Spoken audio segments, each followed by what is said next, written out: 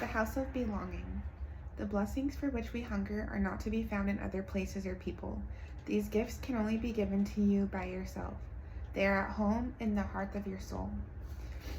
Almost no image holds as much sway over our romantic reveries as the dream house we will someday buy or build. Late in life, with indomitable courage, we continue to say that we are going to do what we have not yet done. The French philosopher and poet Gaston Bachelard confesses, "We are going to build a house from the scented linen closet to the built-in kitchen pantry, from the window seat in the upstairs hallway to the rose-covered arbor leading to the backyard. Each detail of the sacred dwelling has been carefully worked out. Every woman secretly believes that someday she'll cross the threshold of her dream house, whether carried by Prince Charming or walking on her own. It doesn't matter where you live today, trailer, apartment, or a house. You may be rooming in a motel or seeking sanctuary in a safe house halfway between your past and your future. You may even be without a roof to call your own. Camping out on a friend's couch or community cot, held hostage in a palace, or pitching a tent on the dark side of the moon. It doesn't matter. If you're reading this, you're homeward bound. The blueprints of your house of belonging exist as spiritual energy and hover over your head, ready when you are to be pulled down from heaven to shelter your soul on earth. Each day,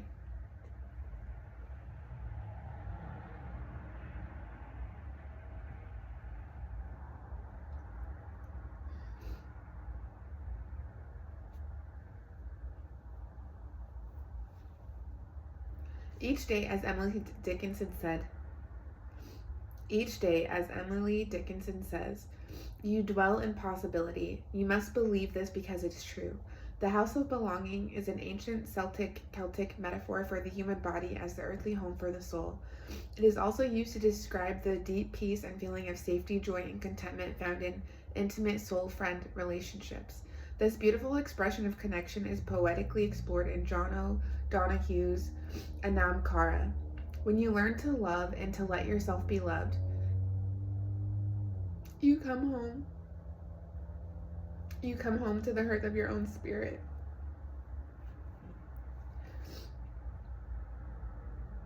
You are warm and sheltered.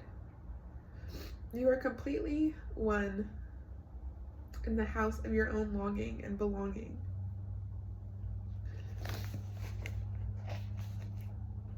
Building the house of belonging is the soul's commitment to living a passionate life. Your authentic self is the architect. Can nothing make your life work if you ain't the architect? The timbers with which you build the house of belonging are your choices. Courage is the foundation stone. Patience, perseverance, and permission are your bricks.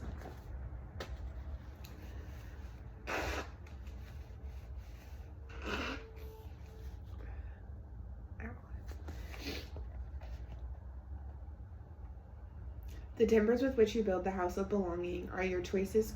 Courage is the foundation stone. Patience, perseverance, and permission are your bricks. Faith is the mortar. The life we want is not merely the one we have chosen and made. The poet Wendell Berry tells us it is the one we must be choosing and making.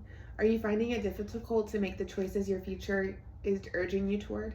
Is there a choice facing you this morning that's more serious than whether or not to drive an extra run for the carpool this week? If there is, will its ripples extend into next year? Are you taking in consideration the woman you'll be a year from now? You make what seems a simple choice. Choose a man or a job or a neighborhood. Jessamine West muses, as well as we all should. However, what you have chosen is not a man or a job or a neighborhood, but a life. If you seriously embrace the miracle of re-embodiment and are making a real effort to excavate your authentic self, next year a more knowledgeable woman will be coping with today's choice.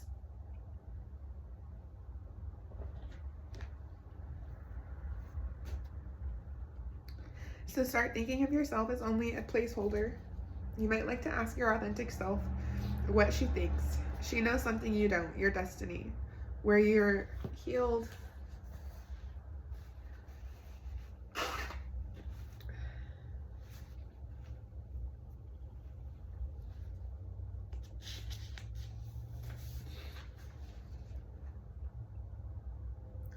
Where she knows something you don't, your destiny, where you're headed, the stops on the way, and when you'll arrive. If it's time for any of the itinerary to be revealed to you, it will be. If it's not, it won't be. But you'll never know the soul's travel plans if you don't ask. By the way, what should I pack? I once fell head over heels in lust with a man I knew absolutely nothing about except that he was the essence of sartorial splendor. Fell so fast, so deep, so hard, I had to call it love. Completely rearranged my life to accommodate my new paramour despite intuitive misgivings. He was not an open man, and while I knew what was currently happening on the surface of his life, he kept his past very close to his chest, even while I was in his arms. 3 months into the relationship, we were sitting in a restaurant and something felt strange. It was as if I were having an out-of-body experience or a dream while I was awake. It felt as though my spirit physically withdrew its presence from my body and stood at the side of the table, quietly and dispassionately observing the dynamics between these two people. Suddenly, my man was nattering on like an inmate on the lam from an asylum, unpeeling his past like the layers of an onion. Mr. Romance was carrying a ton of heavy psychological baggage, phobias, paranoia, women who'd done him wrong, ancient rage towards his parents, deep-seated emotional issues that I'd worked out years before. He was rich, powerful, and successful, but spiritually he was a Neanderthal. Warning bells began to go off. I couldn't wait to get out of there. I suddenly came down with a dreadful headache. Once home, I snapped at my authentic self. You've known this all along? Heaven knows it would have been helpful if I'd been clued in. Different choices would have been made 3 months ago. Heaven did know, the wag shot back, but you didn't ask. Now, before making major decisions, I take my questions to the spiritual world for consultation. I do this by sleeping on my question for 3 nights. Just before I go to sleep, I'll ask my question. It's been my experience that if on the 4th day I don't wake up with clarity during that day, I'll get an intuitive hush or a flash, or I'll discover bits of, isn't that interesting, information I didn't have earlier that helped to fill in the blanks. When in doubt, don't do a thing until you sleep on it. Think of time as a long stretch on a 4-lane highway. Look back over your shoulder. The past is waving goodbye. Look up ahead. The future beckons, but its form is hazy. Something's waiting, but what? Should you be exhilarated or anxious? Sometimes they feel like the same thing. What makes us so afraid is the thing we half see or half hear, as in a wood at dusk, when a tree stump becomes an animal and a sound becomes a siren. The Irish writer Edna O'Brien reassures us, and most of that fear is the fear of not knowing, of not actually seeing correctly. We are also afraid because so often we feel alone, and when we're lonely, we think that we'll remain that way until the end of our days. Have you ever been at sea in a dense fog when it seemed as if a tangible white darkness shut you in? And the great ship, tense and anxious, groped her way toward the shore with plummet and sounding line. And you waited with beating heart for something to happen, Helen Keller asked. As an infant, serious illness rendered her blind and deaf. Nonetheless, she went on to be educated at Radcliffe College and to travel the world, writing and lecturing on behalf of the visually and aurally impaired. In her autobiography, The Story of My Life, published in 1903, she describes the day that her great teacher and soul friend, Anne Sullivan, first came to her home in Alabama. Helen was 6 years old and did not know that language existed. I was like that ship before my education began, only I was without compass or sounding line, and had no way of knowing how near the harbor was. Light, give me light, was the wordless cry of my soul, and the light of love shone on me that very hour. I felt approaching footsteps. I stretched out my hand. Someone took it, and I was caught up and held close in the arms of her who had come to reveal all things to me, and more than all things else, to love me. Isn't that the most beautiful description of the authentic self? She who has come to reveal all things to you. But you need to ask for her guidance. What's ahead? What should I do? Help me to learn to trust. Teach me today in one small way that I can trust you. She will. There are moments when we all feel little, alone, frightened, and frail, extending our hands hesitantly or using them as a shield to protect us from the unknown. We may look like grown-ups in our lipstick and high heels, but we know better. Some days I seriously wonder whether I have 5 restless 10-year-olds jumping up and down inside me ready to take on the world, or 10 whiny, clingy, fraidy cat 5-year-olds. While it's true that we're spiritual beings with access to the same power that created the cosmos, we are enfleshed only by skin, not iron. We're so easily bruised and scraped, especially those of us who make it all seem easy. Making it look easy is the hardest thing in the world to do.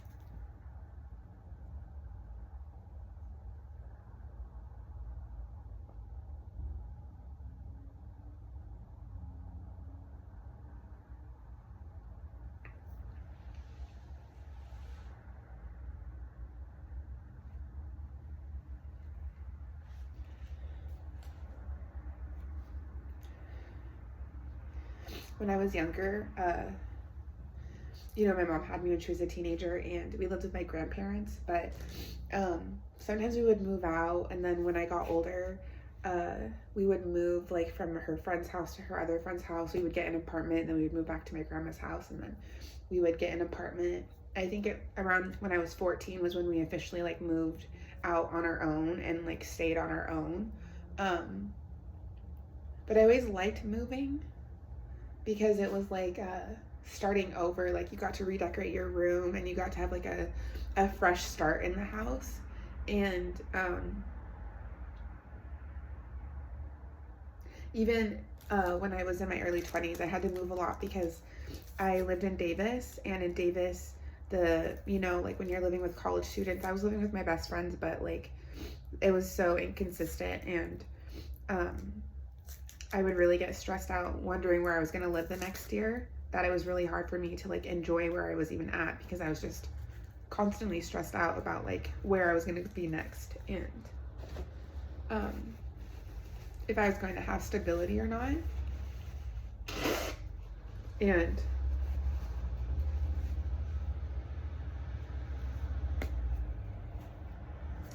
And then with moving in here, I was like, it was taking me a while to kind of sit down and like make the apartment like a home.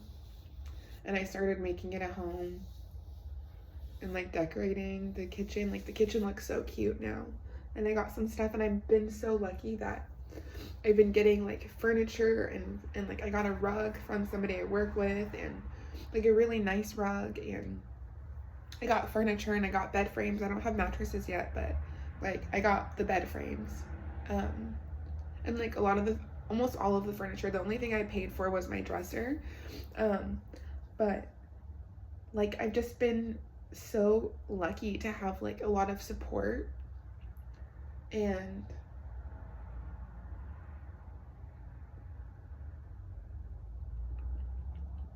I know I'm meant to be here for a while longer. So I'm just gonna trust that everything is gonna work out, and I'm not gonna worry about it. I'm just going to do what I need to do, ask for help, not be ashamed. I woke up very early this morning, and last night was like the first night I got like really good rest. Like I went to sleep around midnight, I think, and I slept like the whole night, and I woke up just now at like 5 a.m. And I just had like a really good rest, and I just felt so well rested, and I haven't felt well rested for years. And I feel like, like I know a lot of people were sending me love yesterday, and that helped a lot.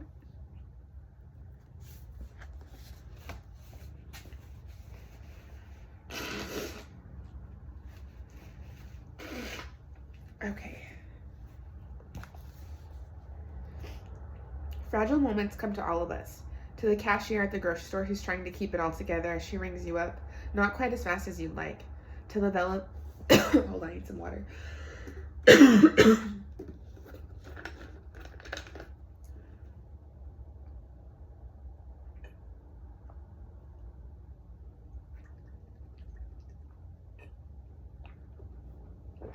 Okay.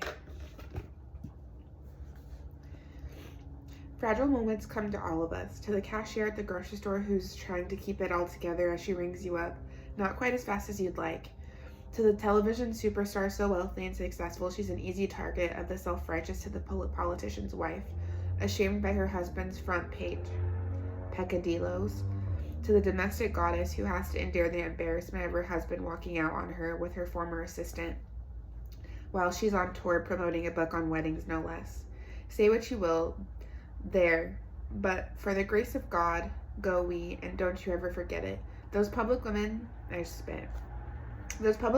seem to live lives larger than our own, whether we love, admire, envy, or revile them, are more to be pitied than censured when they fall down. So when our little days come, when we feel alone and helpless, we need to remember that outstretched arms are waiting to pick us up. Not to make it all better for us, but to help us make it all better for ourselves. We don't have to live life alone unless we want to. We don't have to live life alone unless we want to.